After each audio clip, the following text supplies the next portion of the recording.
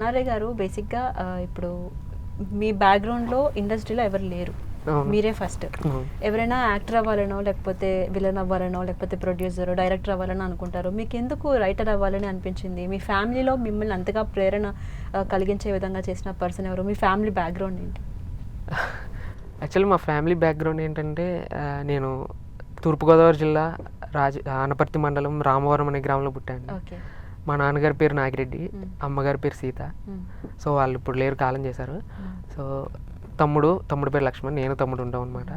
So ఎవరు ఏం చెప్పలేదు, అందువల్ల నేను రైటర్ అయ్యానేమో అనుకోవాలి. వావ్! ఎందుకంటే ఇంటి దగ్గర చూస్తున్న సంఘటనలు, మనతో మనుషులు ప్రవర్తించే తీరు, మనం మన దగ్గర డబ్బు ఉన్నప్పుడు ఎలా ఉంటారు, మన దగ్గర లేనప్పుడు ఎలా ఉంటారు అనే ఆ తీరు అవన్నీ చూస్తూ చిన్నప్పటి నుంచి అమ్మతో పెరిగాను కాబట్టి ఏదో చెప్పాలి అంటే బయటికి చెప్పలేము, జరుగుతున్న అన్యాయాలు కానీ లేకపోతే మనకు జరుగుతున్న దౌర్జన్యాలు కానీ అవన్నీ బయటికి చెప్పలేం. ఏమన్నా రాస్తూ నాలో ఉన్న భావాలని వ్యక్తపరుస్తూ రచన ద్వారా అలా చిన్న చిన్న జాగృత నినాదాలతో రాస్తుండేవాడిని. సో అవే నన్ను ఇప్పుడు రైటర్ని అంటే చేశాను. చేతితో చేసే యుద్ధం కంటే కలంతో చేసే యుద్ధం అంతే. గొప్పది, పెద్దది అని అంటారు కదా. అవును, సో దాన్ని ప్రేరణగా తీసుకున్నారు. అవును, అవునండి. ఇప్పుడు ఆ పాటలో కూడా అంటారు, డబ్బు పుట్టి మనిషి చచ్చిపోయాడు కానీ పేదవాడు పుట్టాడని. ఆ డబ్బే అండి దేనికైనా కారణం అని నేను నమ్ముతాను. ఎందుకంటే మనిషిని మనిషిలా చూసే రోజులు పోతున్నాయి అనమాట ఇప్పుడు ప్రజెంట్ ఉన్న సొసైటీలో. నేను చిన్నప్పటి నుంచి పెరుగుతున్నప్పుడు చుట్టుపక్కల ఉండే మనుషులు ఒక డబ్బుకి ఇచ్చే విలువ ఎలా ఉండేది, అవి ఉంటే మనుషులతో ఎలా ఉండేవారు, అవి లేకపోతే మనుషులతో ఎలా ఉండేవారు అనేది నా చుట్టుపక్కల ఉన్న పాత్రలన్నీ నాకు నేర్పించాయి అనమాట మా ఊరు.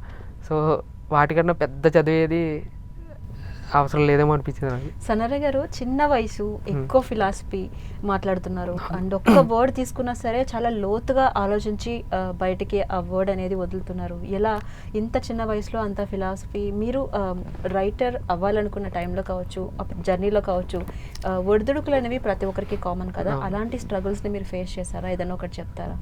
తప్పకుండా అండి. ఇప్పుడు స్ట్రగుల్స్ ఫేస్ చేయకుండా ఎవ్వరు ఉండరు. అవును. పైగా నేను ఎటువంటి తెలుగు బ్యాక్గ్రౌండ్ లేకుండా, ఎటువంటి రచయితల బ్యాక్గ్రౌండ్ లేకుండా వచ్చిన నేను ఖచ్చితంగా ఫేస్ చేస్తాను. ఇప్పటికీ కూడా ఏదైనా ఒక పాట రాస్తున్నప్పుడు ప్రతి పాట కొత్తదే, ప్రతి పాటకి మళ్ళీ అదే మొదటి నుంచి చేయాల్సిన కసరత్తు ఉంటుంది. చాలా చాలా పాలిటిక్స్ జరుగుతూ ఉంటాయి. కాకపోతే అవన్నీ ఏంటంటే మనల్ని చెక్కుని మనల్ని మనం ముందుకు తీసుకెళ్తా ఉండాలి. అంటే ఒకరి మీద ఆరోపణ చేయడం కన్నా మనకు అర్థమవుతుంటాయి అనమాట, ఎలా ప్రవర్తించాలి, ఇక్కడ ఎలా ఉండాలి, ఎవరి దగ్గర ఎంతవరకు మనం ఉండాలి అనేది ఈ ప్రయాణంలో తెలుస్తూ ఉంటుందండి. కష్టాలు అని అంటే చూశాను, బట్ అవన్నీ ఇంకా చిన్నవేమో అనిపిస్తున్నాయి. ఇంకా నేను పడాల్సిన కష్టాలు చాలా ఉన్నాయి. ఎందుకంటే ఇప్పుడిప్పుడే అవుతున్న రచయితను కాబట్టి ఇంకా చాలా పెద్ద కష్టాలు ఉంటాయి. నేను కోరుకునేది ఏంటంటే కష్టాలు వచ్చినా సరే వాటిని ఫేస్ చేయాల్సిన ధైర్యం అని మాత్రం కోరుకుంటాను అంతే దేవుడు.